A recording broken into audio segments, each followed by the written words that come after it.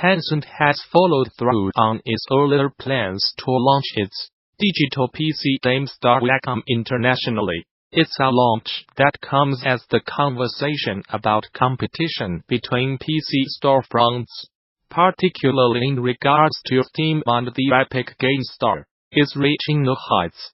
Though Tencent's entry, WeGame X, is not a full launch quite yet, on the English version of the WeGame X website, accessed from the drop-down menu in the upper right corner, Tencent notes that the 0.01 version up for download is an early access release, according to a comment given to the website because the international WeGame X platform is a product WeGame is testing to serve its global users, and the company hopes that, down the line, it will help to bring more Chinese games overseas to cater to multiple gamer demographics.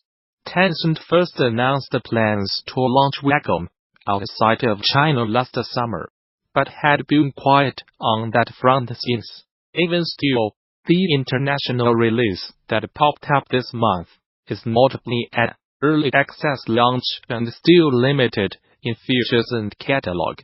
Currently, the store features 17 games, though not all up for sale have been localized for WeGame Access international markets. The website also lists game makers Deep Silver, Larian Studios, and Hello Games as famous IP that look to have games coming to the platform, and, later on down the page, offers an email address developers can contact for more information on the platform's offerings.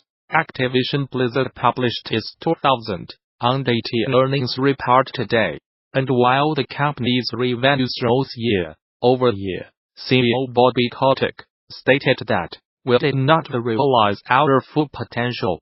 According to the release, Activision Blizzard generated $7.5 billion in revenues during the 12 months, ending December 31st. $38 billion of that revenue came in during the company's fourth quarter, which coincides with the holiday shopping season. Both of those numbers are higher than they were during the same period a year ago. But the company's net bookings, another way to measure revenues, for the holiday quarter were $2.84 billion, which is less than the $3.04 billion some Wall Street analysts were predicting. That places a lower than expected forecast for Activision Blizzard's first quarter of 2019. The company predicts $6 billion in revenues, helped push the company's stock value down today, alongside the earnings report.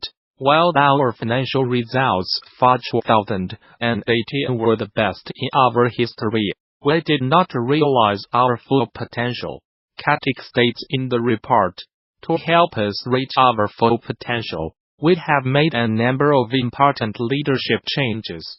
The company is also laying off a lot of people. Current estimates are about 800 staff this week in some restructuring that the company predicts will cost it roughly $150 million. The number of developers working on Call of Duty, Candy Crush, Overwatch, Warcraft, Hearthstone and Diablo aggregate will increase approximately 20% over the course of 2019, reads another excerpt of the release.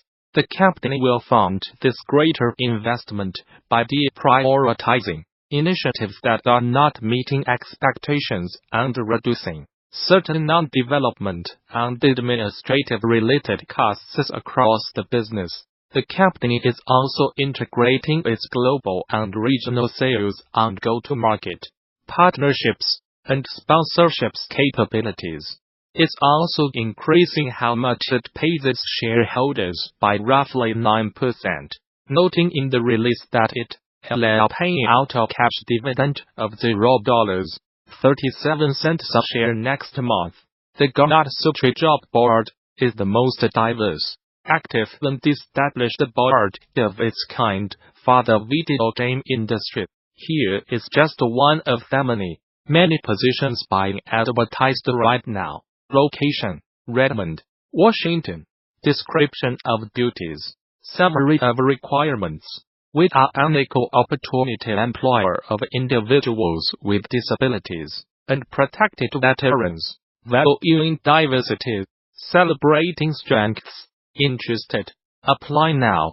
Whether you are just starting out, looking for something new, or just seeing what's out there, the Gamasutra job board is the place where game developers move ahead in their careers.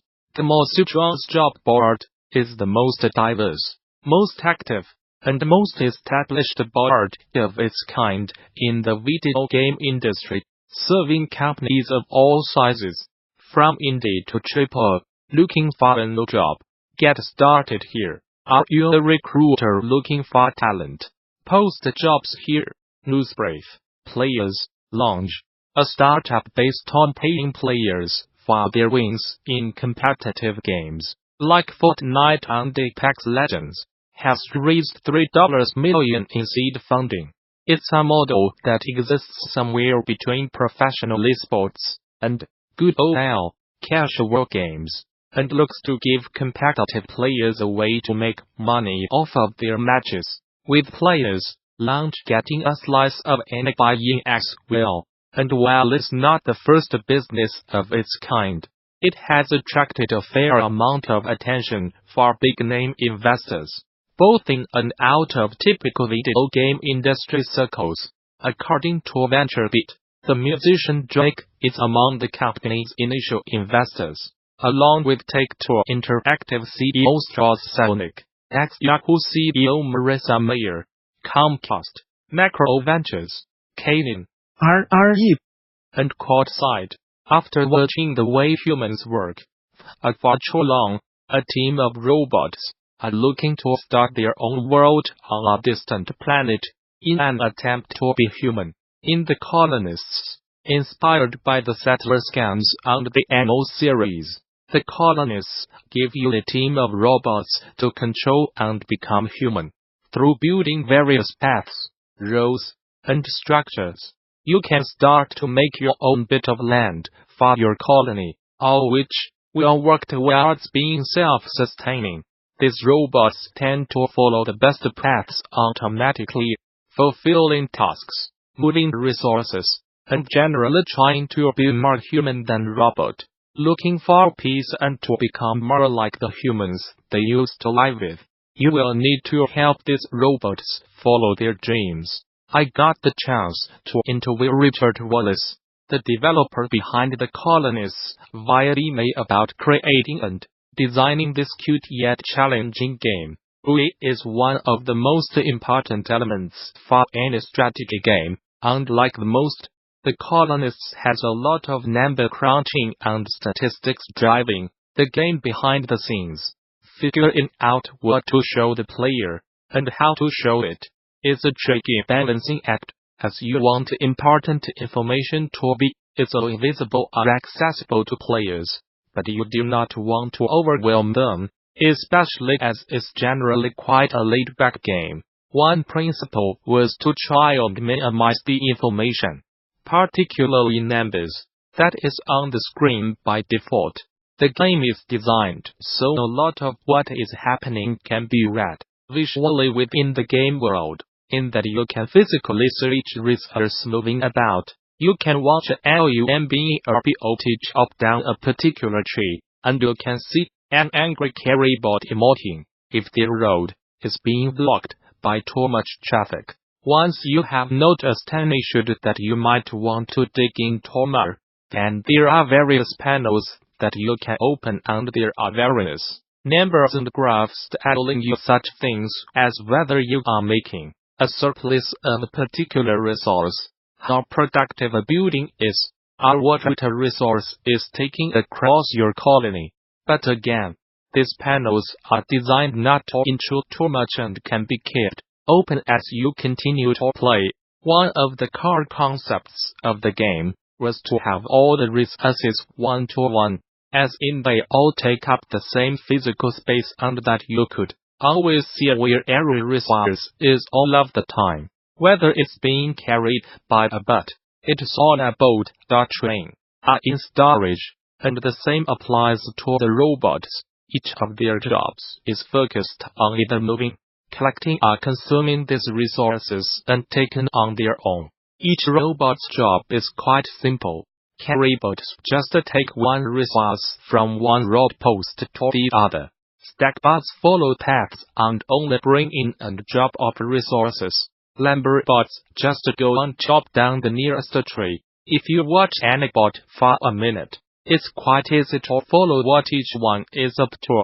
There are two types of main routes in the game, roads and paths. Roads are connections between two road posts. Road posts act as temporary storage nodes and can hold far resources.